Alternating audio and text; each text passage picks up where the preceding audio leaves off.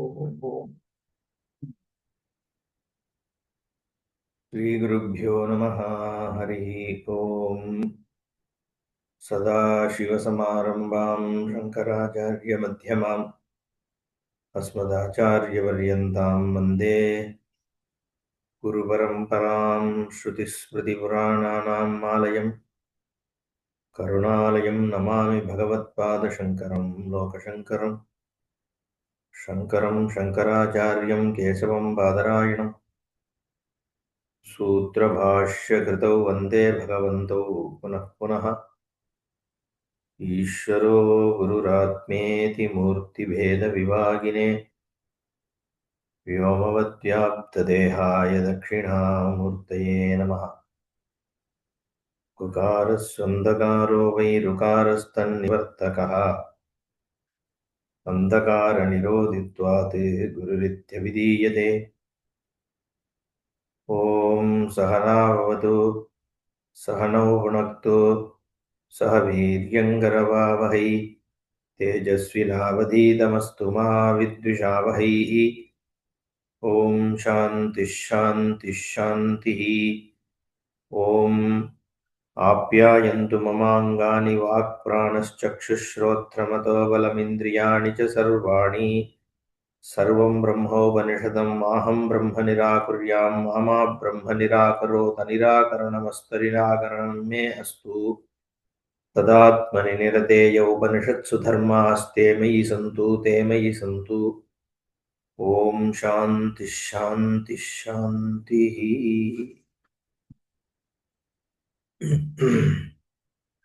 त्रयोः उद्गीते कुशला बभूवुः शिलकः शालावत्यः चैकितायनो दाल्भ्यः प्रवाहणो जैवलिः इति तेह ऊचुः।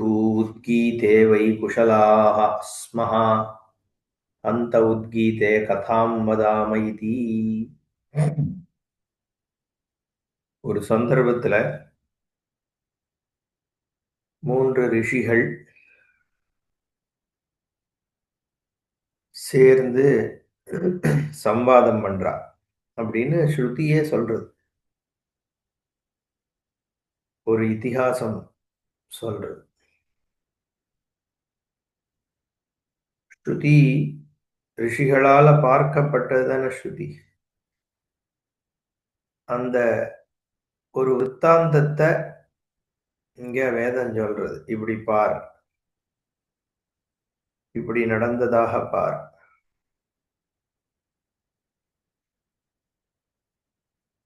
எதுக்காக இந்த மாதிரி ஒரு இதிகாசம் சொல்லப்படுறதுன்னா சுலபமாக புரிந்துக்கிறதுக்காக. எதை சுலபமா புரிஞ்சுக்கணும்? உபாசனை எதுல பண்ணணும், எப்படி பண்ணணும் அப்படிங்கறதெல்லாம் தான். என்ன செய்யணுங்கிறத ஒரு சுலபமா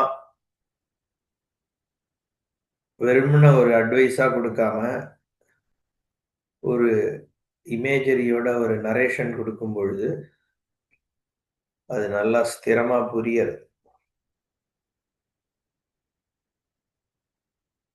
அதுல அந்த மாதிரி சொல்லும் பொழுது நிறைய அவாந்தரமாக சில விஷயங்களும் புரியாது. அவாந்தரம்னா கிளையாக, என்ன சொல்றது, ஒரு ஆக்மெண்டடா மெயின் சப்ஜெக்ட் ஒன்று இருந்தாலும் ஆன்சிலரியா சில விஷயங்களையும் புரிஞ்சுக்க முடியாது.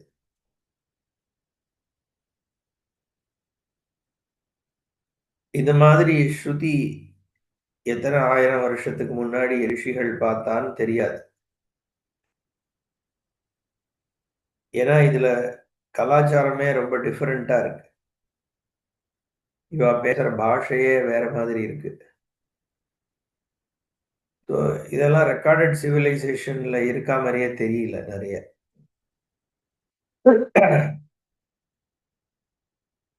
ஸோ ஆப்வியஸ்லி ஏன்னா இந்த மாதிரி 2500 வருஷம் முன்னாடி பேசிட்டு இருந்த மாதிரி கூட தெரியல. அப்ப இருந்த கிரந்தங்களும் அப்ப இருக்கிற விஷயங்களும் பார்த்தா புத்திஸ்டோட டைம்லயோ சாங்கியனோ சொல்லிட்டு இருக்கிற காலத்துக்கெல்லாம் ரொம்ப முற்பட்ட காலங்கிறது தெரியாது.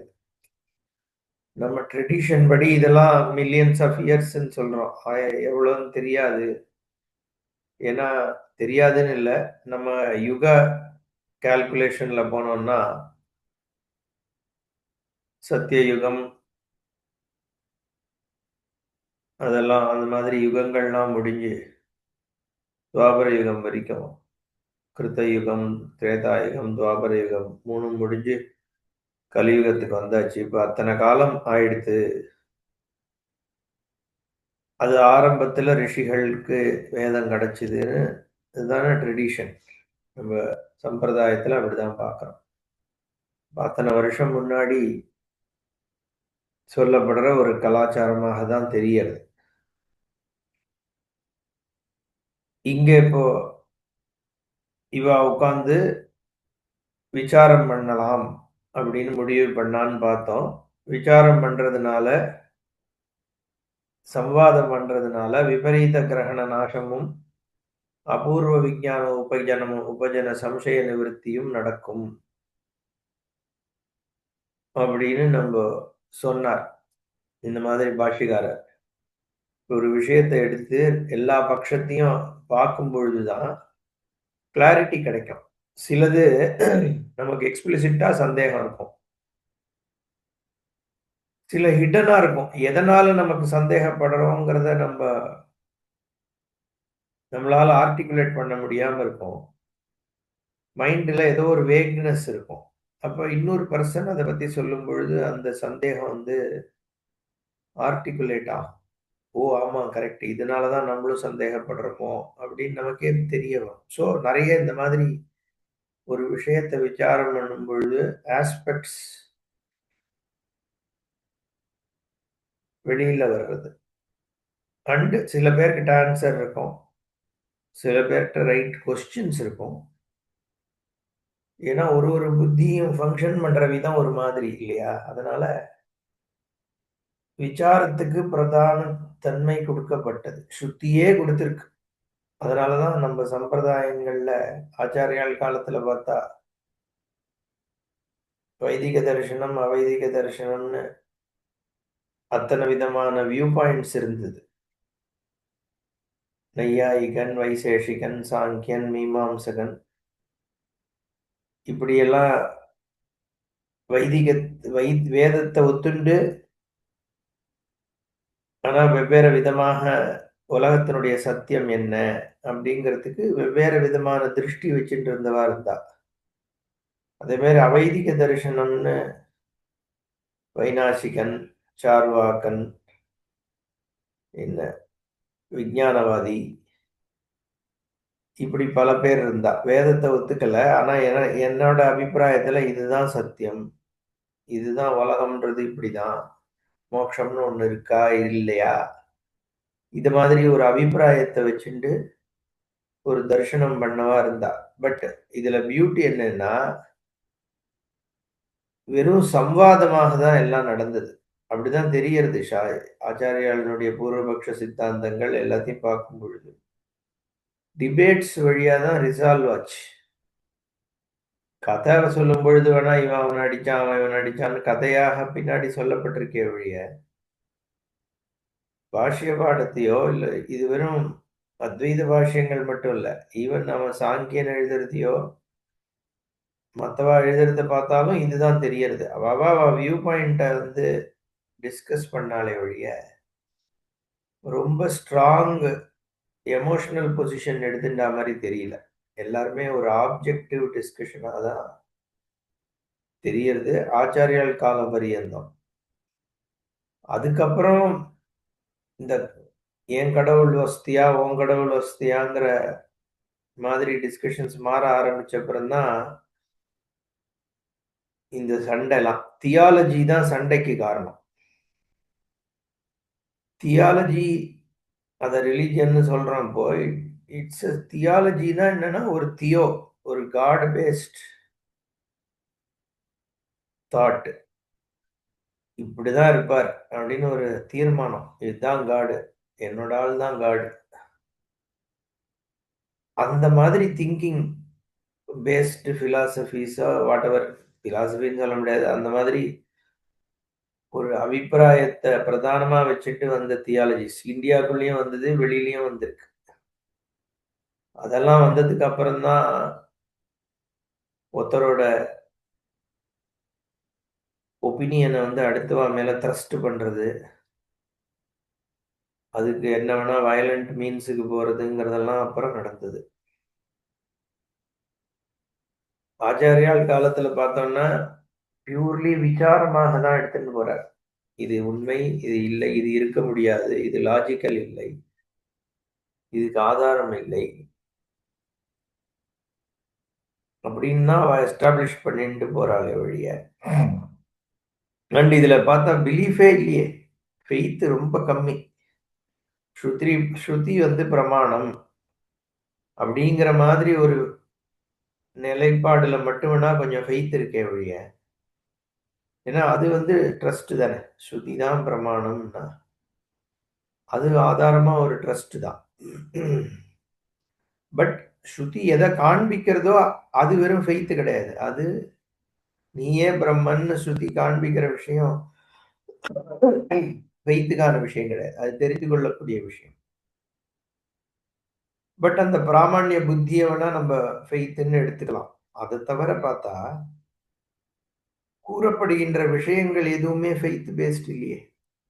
நீ இந்த சாமி இதை இப்படிதான் இருக்கார், கடவுள் இங்கதான் அங்க உட்கார்ந்து இருக்கார் அப்படின்னு சொல்லலையே இல்லையா. சோ அதனால இங்க எதுக்கு இதெல்லாம் சொல்ல வந்தேன்னா, இந்த சம்வாதம் வழியாக உண்மை எதுன்னு தெரிஞ்சுக்கணும். இப்ப இது இந்த இதிகாசத்தையே பார்த்தாலே அது நமக்கு புரியுது, எப்படி இவாள்லாம் பேசிக்கிறான்ட்டு. சோ அந்த மாதிரி தான் நீ ஒரு விஷயத்தை தெரிஞ்சுக்கணும்னு வேதமே கைட் பண்றது. வேதமே நீ எப்படி ஒரு உண்மையை புரிஞ்சுக்கணும், என்ன ப்ராசஸ் நீ ஃபாலோ பண்ணணும் அப்படின்னு வேதமே சொல்றது. அதனாலதான் அந்த வைதிக மார்க்கங்கள் பிரதானமாக ஆரம்பத்துல இப்படிதான் வந்து விசாரத்தை ஆதாரமா வச்சுதான், சம்வாதத்தை ஆதாரமா வச்சுதான் இதெல்லாம் பண்ணோம். ஏன்னா ஒருத்தனை ஒருத்தன் இதுக்காக அடிச்சுக்கிறதும் கொல்றதுக்கும் அர்த்தமே இல்லை. இட்ஸ் ஜஸ்ட் அவனோட பாயிண்ட் ஆஃப் வியூ. கடவுள் வந்து இப்படிதான் உட்கார்ந்துருப்பார், 2000 வருஷம் முன்னாடி தான் வந்தேங்கிறது ஏதோ ஒரு நம்பிக்கை. எவனோ ஒரு ஆள் ஆரம்பிச்சிருப்பான், இல்ல ஒரு சில பேர் சொல்லியிருப்பான். அது ஒரு அதை போய் ரொம்ப அப்படியே வெஹமெண்டா பிடிச்சிட்டு இதுக்காக இத்தனை ஆயிரக்கணக்கான லட்சக்கணக்கான பீப்புளை கொலை பண்ற அளவுக்கு போற அளவுக்கு அது அவ்வளவு பெரிய விஷயமா அந்த பிலீஃப் அப்படின்னு யோசிச்சு பார்த்தோம்னா ஆச்சரியமா இருக்கு. இதுக்காகலாம் வந்து குரூசைட்ஸ் அதெல்லாம் நடந்திருக்கு. ஏன்னா பேசிஸே இல்லாத பிலீஃப் இல்லையா, ஜஸ்ட் நான் வெரிஃபையபிள். யாரோ ஒருத்தர் வந்து சொல்லியிருந்தா கூட அது அவ்வளோ திருடமா போய் அந்த ஒரு நம்பிக்கையை வச்சுன்னு அது பேஸ் பண்ணி இவ்வளோ ஒரு வயலன்ஸ்குள்ள ஈடுபடணுமான்னு யோசிச்சா நடந்திருக்குன்றதே ஆச்சரியமா இருக்கு. ஏன்னா உண்மையை வந்து வெறும்ன விசாரம் பண்ணி தான் தெரிஞ்சுக்கணுமே ஒழிய, முடிஞ்ச வரைக்கும் இல்லையா. அதுக்கு மேல இதுல எவ்வளவு ஒரு ஒரு லெவலுக்கு மேல என்ன உண்மை தெரியவும் வரப்போறது. எங்கேயோ ஒரு இடத்துல ஒரு ஸ்ரத்தையில தான் அதை நம்ம முடிக்க வேண்டியிருக்கு. எக்ஸப்ட் பிரம்ம ஞானம், மத்த எல்லாம் வந்து ஏதோ ஒரு ஸ்ரத்தையில தானே கொண்டு போய் நிறுத்துறது. கடைசியில ஏதோ சொர்க்கத்துக்கு போவேன்னா நிறுத்த வேண்டியிருக்கு இல்லையா. அதனால இவ்வளவுதான் முடியும். பட் அட்லீஸ்ட் த ப்ராசஸ் வந்து ஒரு எக்ஸ்ப்ளோரேட்டரி டிஸ்கவரி ஃபோக்கஸ்டு, அந்த மாதிரி எக்ஸ்பெரிமெண்டேஷன் அனாலிசிஸ் அண்ட் ஜாயிண்டா உட்காந்து லெவரேஜ் ஒருத்தரோட திங்கிங்கை லெவரேஜ் பண்ணி இத உண்மையை தெரிஞ்சுக்க ட்ரை பண்ணணும் அப்படிங்கிற ஒரு விஷயத்தை இங்க வேதம் காண்பிக்கிறது. அதுவும் நம்ம இதுல இருந்து கத்துக்கணும். அதுக்காக கொஞ்சம் டைம் ஸ்பெண்ட் பண்ணேன். ஏன்னா ஸ்ருதியே இப்படி நமக்கு ப்ராசஸ காண்பிக்கிறது. சரி, இப்ப மேல பார்ப்போம். ததா இதிஹ சமுபவிவிஷுஹு சஹ பிரவாகணோ ஜெய்வலிருவாச்ச பகவந்தௌ அக்ரே வததாம் பிராமணயோர்வததோர்வாச்சம் ஸ்ரோஷ்யாமீதி. இந்த 3 பேர்ல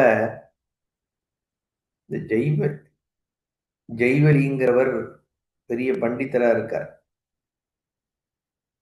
ஏன்னா அது பின்னாடி தெரிய வரும். கடைசியில் அவரோட பாயிண்ட் ஆஃப் வியூவை எடுத்துன்னு வர போறார். முதல்ல சொல்றார், நீங்கள்லாம் பெரியவா, நீங்க பேசுங்க அப்படிங்கிறார். ததா இதி சமுப விவிஷு. எல்லாம் உட்கார்ந்துட்டா சரி நம்ம சம்வாதம் பண்ணலாம் அப்படின்னு உபவிவிஷு அமர்ந்தார்கள். 3 பேரும் உட்கார்ந்துட்டா வாங்க நம்ம இப்போ விசாரம் பண்ணலாம் அப்படின்னு 3 ரிஷிகள் தரையில உட்கார்ந்துருக்கா. தர்ப மேட்ல நம்ம ஒரு இமேஜரி அப்படியே ஒரு கற்பனை பண்ணிக்கலாம். ஏதோ ஒரு சத்திரத்துல 3 ரிஷிகள் உட்கார்ந்து சம்வாதம் பண்றா.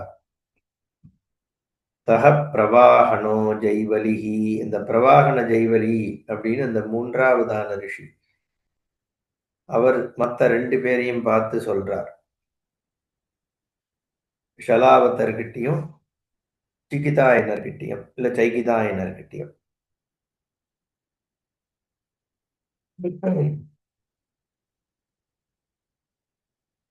சாரி, ஆமா, ஷலாவத்யா ஷலாவத்திய கைகிதாயனர், ஷிலக ஷலாவத்தர் ஒருத்தர், கைகிதாயன தால்பியர்னு ஒருத்தர். அதனால ஷிலகர்கிட்டையும் சரி, ஷிலகன் சொன்னாலும் சரி, ஷலாவத்தியான்னு சொன்னாலும் சரி, ஷிலகர்கிட்டையும் தால்பியர்கிட்டையும் சொல்லிப்போமே. ஷிலகர்கிட்டையும் தால்பியர்கிட்டையும் ஜெய்வலி சொல்றார். ஜெய்வலி என்ன சொல்றார்? பகவந்தௌ அக்ரே வததாம். நீங்க முதல்ல பேசுங்க. அது ஒரு அவுட் ஆஃப் ரெஸ்பெக்ட். ஏதாவது நல்ல நீங்க சொல்லுங்க, நம்ம சொல்றோம்ல, ஒரு 3 பேர் இருந்தா பெரியவாளா இருக்கவா, நீங்க சொல்லுங்க முதல்ல, அப்புறம் நான் என் அபிப்பிராயத்தை சொல்றேன். அதுதான் இவர் சொல்றார். பகவந்தௌ அக்ரே வததாம் பிராமணயோஹோ வததோர்வாச்சம் ஸ்ரோஷ்யாமி. நீங்க பிராமணன், நீங்க சொல்றது நான் கேட்டுக்கிறேன். பிராமணஹான்றதுக்கு ஜெனரலா அர்த்தம் பிரம்ம. யாரு யார வந்து பிரம்மனை பார்ப்பதற்காக இருக்கிறார்களோ, பிரம்ம அயனா. பிரம்மன்ற பதம் பரபிரம்மத்தையும் சொல்றது. பிராமணஹானா பிரம்மஜானின்னு சொல்லலாம். இல்ல பிரம்மங்கிறது வேதம். வேதத்தையே வேதத்திற்காக இருப்பவர்கள், அதுவும் பிராமணா. அது மாதிரி பிரம்மங்கிற பதத்திற்கு பல அர்த்தம் உண்டு. பிரம்மாஜி இதெல்லாம் நம்ம பல தடவை பார்த்திருப்போம். அது அதனால நம்ம பிராமணகான்னு சொல்லும் பொழுது இங்க வேத ரிஷிகள் அப்படிங்கிறதுனால வேத அனுயாயி, வேதத்தை தரிசனம் பண்றவா அப்படிங்கிற காரணங்கள்னால பிராமணா. இங்க பிரம்மஜானின்னு சொல்லலாமான்றது தெரியல. இங்க பிராமணானா வேத சம்பந்தமானவர்கள் அப்படிங்கிறதுனால பிராமணையோ வதத்தோர் வாச்சம் ஸ்ரோஷ்யாமி. நீங்கள்லாம் வேதத்தை பத்தி அறிஞ்சவா, உங்க வார்த்தைய கேட்க ஆவலா இருக்கேன் அப்படின்னு சொல்றார். அவள பிராமணகான்னு சொல்றதுனால இவர் க்ஷத்ரிய ரிஷியாக இருக்கலாம்னு பாஷ்யக்காரர் இதுக்கு வியாக்கியானம் கொடுக்கிறார். ராஜா அப்படின்னு பாஷ்யம். ததா இதி உக்த்வா தே சமுபவிவிஷு உபவிஷ்டவந்த கில. அப்படியே ஆகட்டும்னு சொல்லி உட்கார்ந்துட்டார். தத்ர ராஜ்ஞா பிராகல்பியோபபத்தேஹ சஹ பிரவாகணः ஜெய்வலிருவாச்ச இத்தரவு. மற்ற 2 பேர்கிட்டையும் இந்த பிரவாகணராகிய ஜெய்வலி சொல்றார். அவர் யாரு? பிராகல்பியோ உபபத்தேஹ ராஜ்ஞகான்னு சொல்றார். என்ன பகவந்தௌ பூஜாவந்தௌ அக்ரே பூர்வம் வததாம். நீங்க 2 பேரும் ரொம்ப மரியாதைக்குரியவர்கள், வணக்கத்திற்குரியவர்கள். அதனால நீங்க முதல்ல சொல்லுங்க.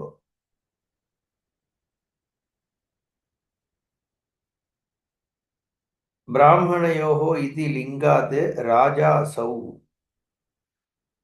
மத்த 2 பேரையும் பிராமணர்கள் என்று சொன்னதுனால இவர் ராஜா அப்படின்னு. இதுல இருந்து ஒரு விஷயம் என்ன தெரியறது? வெறும் ஜாதி பிராமணர் மட்டும்தான் ரிஷியாக இருந்தால்னு இல்லை, இல்லையா? நம்ம பொதுவா என்ன நினைக்கிறோம்? பிரம்ம ரிஷி அப்படின்னு ஒரு பேதம் இருந்தது. இங்க ராஜாவாக இருந்தவரும் இவாளுக்கு சமமான ஒரு ரிஷியா தான் இருக்கார், க்ஷத்திரியனாக இருக்கும். பின்னாடி அவர் தான் இவா பேசி முடிச்சப்புறம் அவர் தன்னுடைய அபிப்பிராயங்களை சொல்ல போறார். அதுவும் ரொம்ப உயர்வா இருக்க போறது. அப்போ ராஜா பிராமணா எல்லாருமே ரிஷியாக இருந்தான்னு தெரியறது. யுவையோர் பிராமணயோகோ இது லிங்காத் ராஜா அசோ. அவளை மட்டும் பிராமணர்கள் முதல்ல சொல்லுங்க அப்படின்னு சொன்னார்னு எடுத்துக்கிறார் பாஷிகார். அப்படி சொன்னதுனால இவர் ராஜாவா இருக்கணும். இல்ல ஜென்ரலாவே சொல்றது, நீங்கெல்லாம் பிராமணா நீங்க சொல்லுங்கன்னு சொல்றது சாதாரணமா ஒரு 3 பிராமணாக்குள்ள ஒருத்தர் மத்தவ 2 பேர்கிட்டயும் நீங்க பிராமணா சொல்றத கேட்டுக்கணும்னு சொல்லலாம். அந்த மாதிரி இப்பெல்லாம் நமக்கே வழக்கம் இருக்கே. நீங்க பெரியவா பிராமணோத்தமர் சொல்லுங்க அப்படின்னு சொல்றோமே. நமக்குள்ளேயே கூட பிராமணர்களுக்குள்ளேயே கூட அப்படி சொல்ற வழக்கம் உண்டு. அப்ப இல்ல இவர் ராஜாவாக இருந்திருக்கலாம்னு சொல்ற வழக்கமும் இருக்கு. அதனால இப்படி எடுத்துக்கிறார் பாஷிகாரர். யுவயோகோ பிராமணயோகோ வதத்தோகோ வாச்சம் ஸ்ரோஷ்யா. நீங்க சொல்றத நான் கேட்கிறேன். அர்த்தரஹிதாமிதி அபரே வாச்சமிதி விசேஷனாத். என்கிட்ட இப்ப சொல்றதுக்கு ஒண்ணும் ஆரம்பத்துல இல்லை, நீங்க சொல்லுங்கோ, அதை நான் கேட்டுக்கிறேன், எடுத்துக்கலாம் அப்படி அர்த்தம் பண்றார். சஹி ஷிலகா ஷாலாவத்யஹ चैकितायनं दाल्भ्यम् उवाच हन्त त्वा पृच्छानीति पृच्छ इति होवाच. இப்படி ஜெய்வலி சொல்லிட்டு உட்கார்ந்த உடனே மத்த 2 பேரும் இப்போ ஷிலகரும் தால்பியரும் இப்போ சம்வாதம் பண்ண ஆரம்பிக்கிறார். சஹ ஷிலகா ஷாலாவத்யா. அந்த ஷிலகரானவர் ஷலவத்யாபத்தியம் நம்ம பார்த்தோம், அவருடைய புத்திரன். அவர் தால்பியராகிய சைகிதாயனர்கிட்ட சொல்றார். ஹந்தத்வா பிரிச்சானி பிரிச்ச, நீங்க ஏதாவது கேளுங்கோ அப்படி. இல்ல நான் கேட்கட்டா அப்படின்னு. உக்தயோகோ சக ஷிலகா ஷாலாவத்யா சைகிதாயனம் தால்பியம் உவாச்ச. சைகிதாயனாரிய ஆகிய தால்பியர்கிட்ட ஷிலகர் கேட்கிறார். அந்த எதி அனுமன்சியசே, நீங்க எனக்கு அனுமதி கொடுத்தேள்னா, ஷிலகர் சொல்றார், நீங்க அனுமதி கொடுத்தேள்னா, தால்பியராகிய நீங்கள் அனுமதித்தால் நான் ஒரு கேள்வி கேட்கணும் அப்படின்னு. துவாம் பிரிச்சானி அப்படின்னு சொன்ன உடனே இது யுக்தா இதரஹா பிரிச்ச இது யுவாச்ச. உடனே தால்பியர் சொல்றார், அவசியம் கேளுங்கோ அப்படின்னு சொல்றார். அப்போ ஷிலகர் அந்த கேள்வி கேட்கிறார். என்ன கேள்வி கேட்கிறார்? அடுத்தது இருக்கு. கா சாம்னோ கதீதி ஸ்வர இதி ஹோவாச்ச ஸ்வரஸ்ய கா கதிஹி இதி பிராண இதி ஹோவாச்ச பிராணஸ்ய கா கதிஹி இதி अन्नमिति होवाच अन्नस्य का गतिः इति आप इति होवाच. ह उवाच indeed replied அப்படின்னு எடுத்துக்கலாம். ஹோவாச்ச என்று சொன்னார், இவ்வாறாக சொன்னார். அந்த ஹோவாச்ச திருப்பி திருப்பி வர்றதுனால அதுக்கு சொல்றேன். கா ந எது, கதிஹி கா கதிஹி எது இதுக்கு உறைவிடம் அப்படின்னு எடுத்துக்கலாம். கதிஹி. எதை ஆதாரமாக கொண்டு இது இருக்கிறது? அப்போ கா கதிஹி இதி ஹோவாச்ச. கா கதிஹி இதி இதி ஹோவாச்ச. இது திருப்பி திருப்பி வருது இல்லையா? இதுக்கு எது கதி? உடனே அவர் அதுக்கு சொன்னார் அப்படின்னு. முதல்ல வந்து சாமத்திற்கு எது கதி? எது ஆதாரம்னா ஸ்வரமே ஆதாரம் இல்லையா? ரிக்குக்கு மேல பாடக்கூடிய ஸ்வரம் சாமத்தை தாங்கிறது. ஸ்வரத்திற்கு எது கத்தின்னு கேட்டார். அவர் சொல்றார் பிராணன். பிராணனுடைய சக்தியில தான் சாமஸ்வரம் பாட முடிகிறது. பிராணனுக்கு எது கதி? இது எல்லாமே என்ன? உபாசனை. உபாசனை. இது திருப்பி திருப்பி இந்த மாதிரி ஒரு விஷயம் சொல்லும் பொழுது அப்படி நீ தியானின்னு அர்த்தம் இல்லையா? ஏன்னா உபாசனம் தான் இந்த கான்டெக்ட்ல தான் இதெல்லாம் சொல்லப்படுறது. பிராணனுக்கு எது கதி அப்படின்னு கேட்டார். இவர் சொல்றார் அன்னம். சாப்பாடு இருந்தா தானே பிராணன். இதி ஹோவாச்ச. அப்புறம் அன்னத்திற்கு எது கதி? அன்னத்துக்கு எது சாப்பாடுக்கு எது கத்தின்னா ஜலம். ஜலத்தினால தானே வருது. அப்புறம் ஜலத்திற்கு எது கதி அப்படின்னு அடுத்தது வரப்போறது. அதுக்கு இந்த லோகம். இந்த லோகத்திற்கு எது கதினா சொர்க்கத்தோட நிறுத்திக்கணும்னு இவர் சொல்றார். அது இல்ல அப்படிங்கிற மாதிரி பின்னாடி போக போறது. அதனால இங்க பூர்த்தி ஆகல உபாசனை. அதுக்காக முதல்ல சொல்லிட்டேன். அப்புறம் இதுதான் அப்படின்னு நம்ம பண்ணிட்டு உபாசிக்க கூடாது. இவருடைய அபிப்பிராயத்தை சொல்றார். அதுக்கப்புறம் ஜெய்வலி வந்து இது ஒத்துக்க முடியாது. சொர்க்கம் வந்து இதுக்கு ஆதாரம்னு சொல்ல முடியாது. சொர்க்கத்துக்கு ஆதாரமாகவே இருக்கிறது இந்த பூலோகம் தான் அப்படின்னு திருப்பி ஒரு பாயிண்ட் ஆஃப் வியூவை கொண்டு வர போறார். அதுக்கப்புறம் ஃபைனலா என்ன தீர்மானம் ஆறுதோ அதை தான் உபாசிக்கணும் நம்ம. அதுதான் இங்க இந்த இதிகாசத்தினுடைய அமைப்பு. முதல்ல விசாரமா பண்றா. அப்ப யோசிக்க வைக்கிறதுக்காக. லப்த அனுமதி ஆக பாஷ்யம். அனுமதி கொடுத்துட்டார். யாரு? தால்பியர் ஷிலகருக்கு அனுமதி கொடுத்துட்டார். கேள்வி கேளுங்கன்னு. இப்போ ஷிலகர் கேட்கிறார்.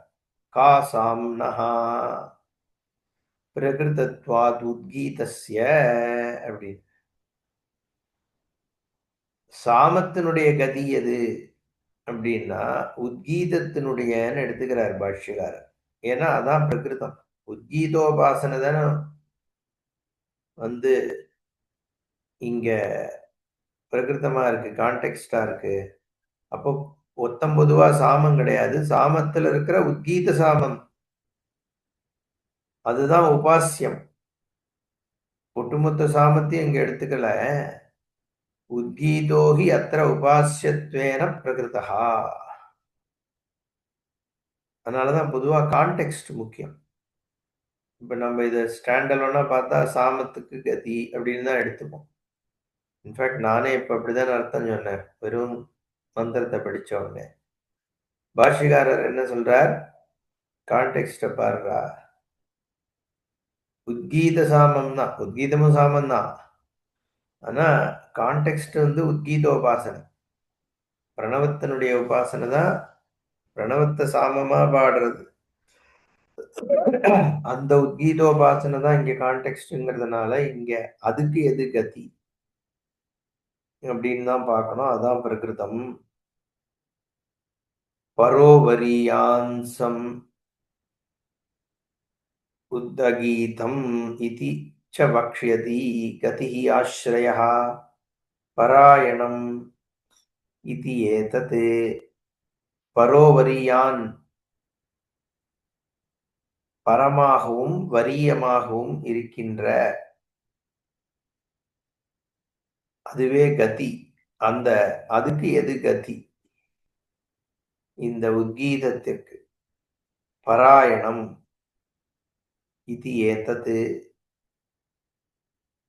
இதையும் இதற்கும் அப்பால் பட்டதாக இருப்பது எது அப்படின்னு, அல்ல இதற்கு ஆதாரமாக இருப்பது எது.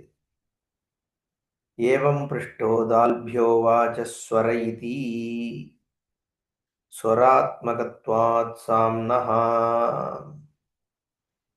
அதனால தால்பியர் சொல்றார் ஸ்வரந்தான் சாம உத்கீதத்திற்கு கதி பராயணம் ஸ்வரமே. யோ யதாத்மகா சஹா தத்கதிஹி. எப்படி அத கத்தின்னு சொல்ற? எத்தன்மையோடு அது இருக்கோ அது இதுக்கு கதி. அதுக்கு ஒரு திருஷ்டாந்தம் எக்ஸாம்பிள் கொடுக்கிறார். மிருதாஸ்ரயா இவ கட்டாதி. மண்பானை மண்ணை ஆசிரியிச்சிருக்கு. அப்ப மண்ணு தான் பானைக்கு கதி. ஏன்? மண்ணிலிருந்து உற்பத்தியாகி மண்ணிலேயே இருந்து கொண்டு மண்ணிலேயே திருப்பி போய் சேருகின்றது. அப்போ மண்ணே பானைக்கு பராயணம். எது மண்ணாத்மகமாக பானை இருக்கிறதுனால. சாமம் ஸ்வராத்மகமாக இருக்கு. அக்ஷரங்கள் கூட ஸ்வராத்மகமாக தான் அங்கதான் இருக்கு. ஓன் கானம் பண்ணேன்னா நீ அக்ஷரமாக ஓம் சொல்றியா இல்ல ஸ்வரமாக சொல்றியான்னு பார்த்தா ஸ்வரம்தான். ஸ்வரமே மந்திரமாக இருக்கிறதுனால ஸ்வராத்மகமாக இருக்கு. அப்ப ஸ்வரம்தான் கதி. அப்படின்ற வரைக்கும் இன்னைக்கு பார்த்துட்டோம். நாளைக்கு மேல பார்ப்போம். ஓம் பூர்ணமதః பூர்ணமிதம் பூர்ணாத் பூர்ணமுதச்யதே பூர்ணஸ்ய பூர்ணமாதாய பூர்ணமேவாவசிஷ்யதே. ஓம் சாந்தி ஷாந்தி ஷாந்தி. ஹரி ஓம் ஸ்ரீ குருभ्यो நமः. ஹரி ஓம்.